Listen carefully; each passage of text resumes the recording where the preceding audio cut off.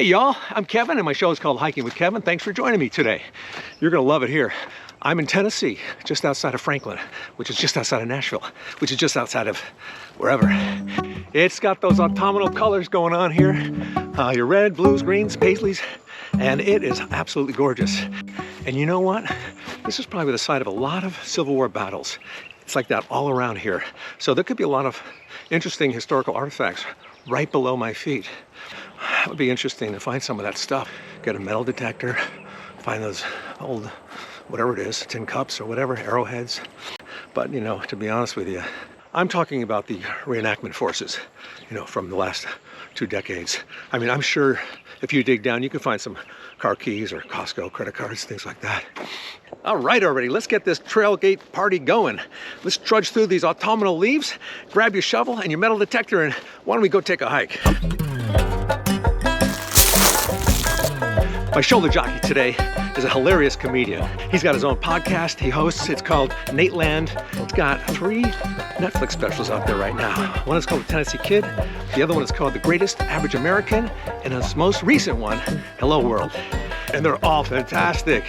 Man, how did he do it? I'm glad you're joining my little trailgating party today. You're gonna love them. So say hello to Mr. Nate Bargatze. Hey, Nate. What's up, Kevin? Well, I'm telling you, man, not much. I've noticed something about you and me. We are something similar in common, besides being grown men. Yeah. Well, almost grown men. Oh, yeah. I don't know if you could be a comedian and be a grown man. Nah, your mentality is still always. But we both have the same disposition. That's an evil keel. Yeah. And we don't seem to get excited about much. Now this is our excitement. This right here. And I've never met anybody who had less enthusiasm or excitement than me. But today, as I stand with you, I think I met my match. I know, this is it. This is, I even try to raise, you know, I try to go, yeah, I'm super excited. But this is it. If you won the $1 billion lottery, would you be excited? Show me what you do. Just a solid. Would you be announced? I would not let people know. Oh man, this is one of those trails that's gonna be real muddy. And we both have brand new sneakers on because we're professional hikers. Yeah. And I started going hiking, and when we do it, you do go by just the most new stuff possible. Yeah. And then you end up going one time. One time. I mean, I can go in a sporting goods store, and I mean, you're like, well, why would we not need that? Do you shop often for clothes? And if you do you keep them a long time? I do some. I wear a lot of golf stuff, like off stage. And you don't even play golf, right? I don't. Just I'm a fan of the wear. My wife will tell you that I do like shopping. I do. Like I like walking around a mall. I'm a big mall fan. Yeah, you like malls. Oh man. What's your favorite store at the mall? I don't know if I have a favorite store. It's the mall, the food Just court. the mall in general. Yeah, I like a food court.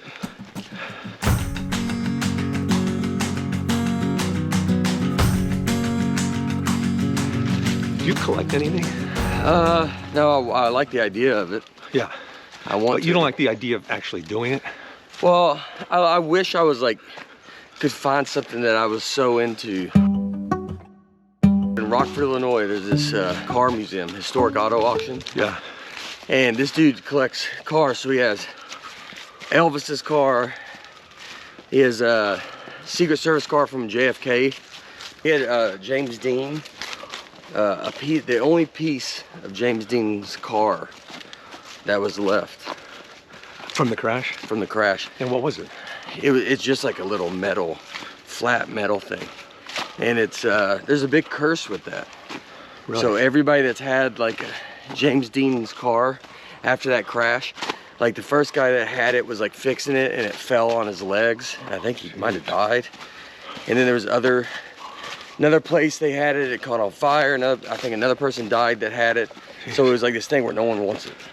Now that's interesting that you should say that because I actually have the last piece of James Dean.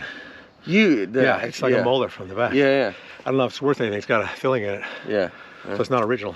Yeah. I did your podcast yesterday. Yeah, you nailed And it. my rule of thumb is not even to drive to the trail with my hiking guest, because we leave it all in the car. Yeah, We talk about everything in the car. yeah, We get to the trail, it's just like this. yeah. Just quiet. We were talking about like radio. I mean, you do radio interviews, and sometimes they're talk to you, and they're like, "All right, let's get started." And you're like, Yeah. "Well, we should have talked about all that." We were talking for the last 10 Yeah. minutes. I thought we were on the air.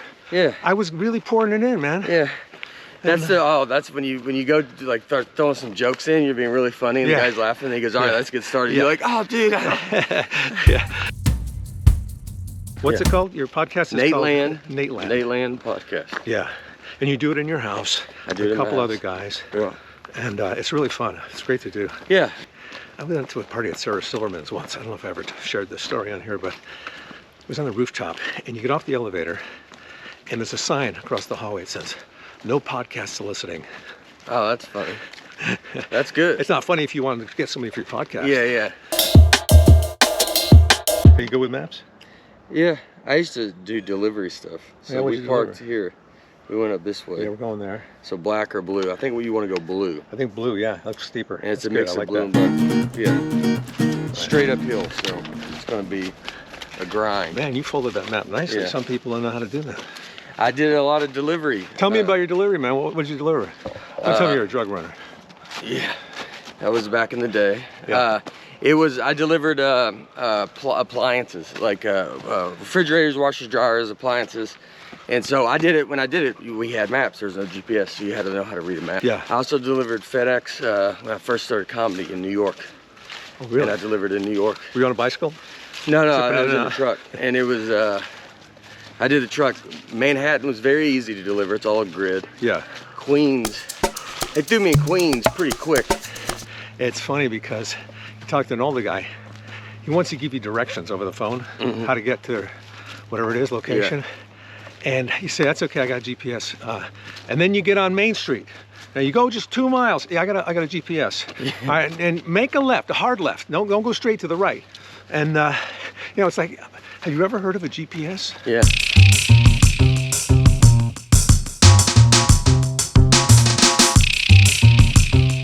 I see some pictures of you doing stand-up, and you look really young. I don't know if it's because you didn't have a beard back then Oh yeah. or what, but That was what I was. I was always had a baby face then. I started when I was 23. you say an innocent baby face, but Innocent it wasn't baby really innocent, was it? No, I mean I was like that was I like know. back in New York. Like Yeah. so you're just we're doing shows every night. I was in New York for a little over 8 years. Every night the comic strip and the comedy cellar? Yeah, there. I mean everywhere. Caroline's. How many nights a week? I mean, how many shows a night? The most I did was 7. What? Yeah. Yeah. Like a couple in one club? Yeah. Couple of them? Probably 3 in one club, 3 in another. Another Yeah, club. yeah. And I did a spot there. That was like too much. It was by the. You're sick of you by then. Yeah. Well, by the 6th show, you're like, I don't know if I've already said this joke. Yeah, I know, You right? can't. You say the joke and you kind of wait to see if they laugh, or if they're like, what?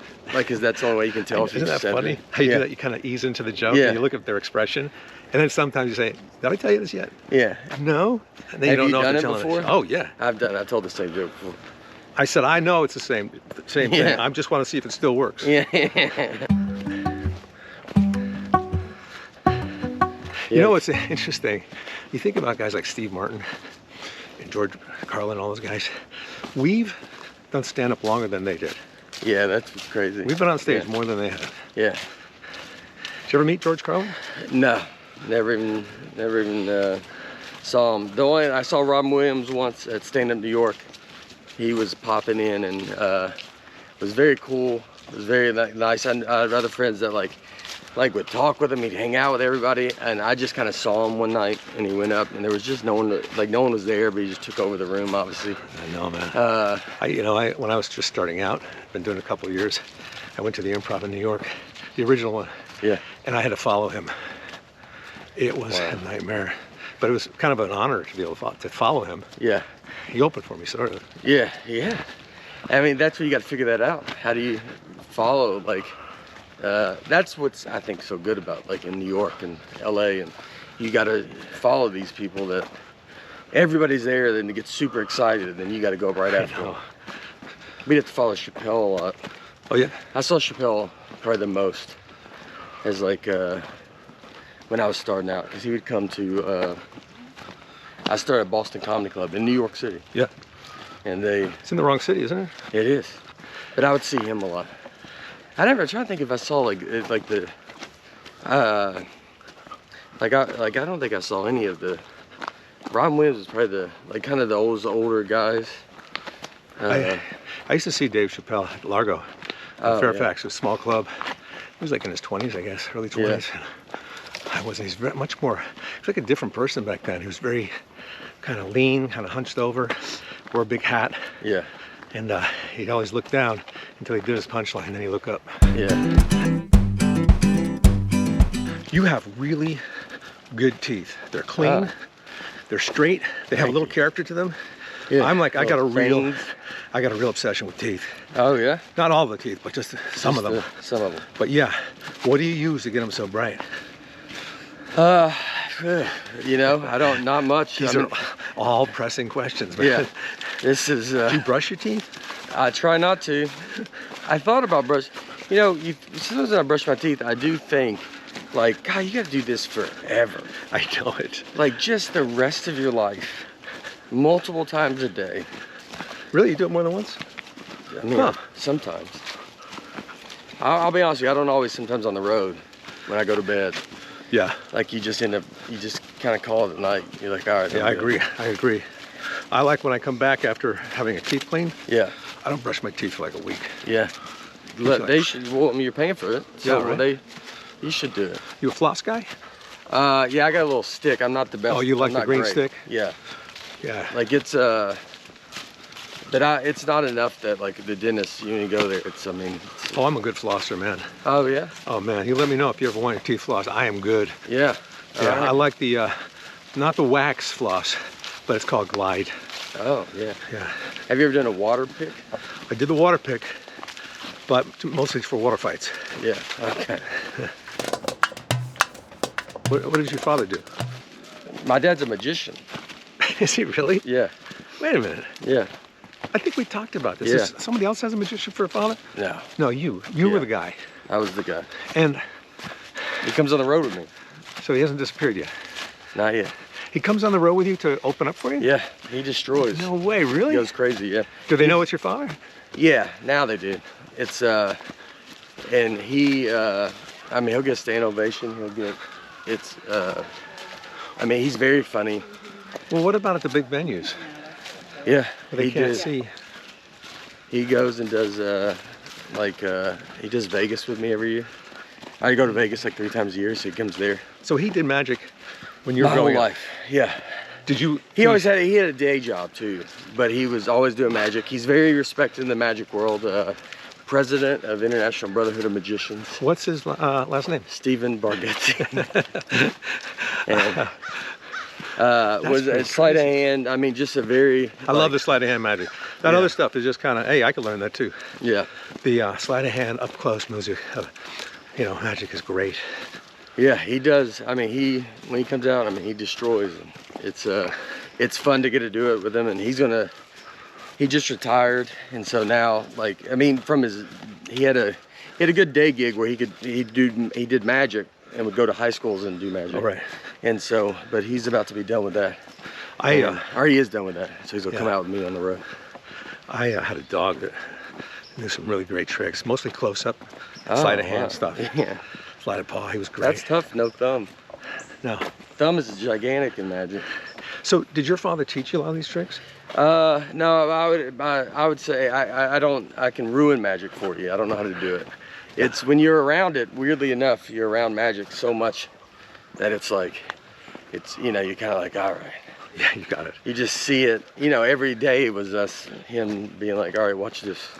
Yeah, let me try this on you. Did you see it? Yeah. Did you see it on my sleeve? I'd see it not work. You'd be practicing. And so, they do magic conventions.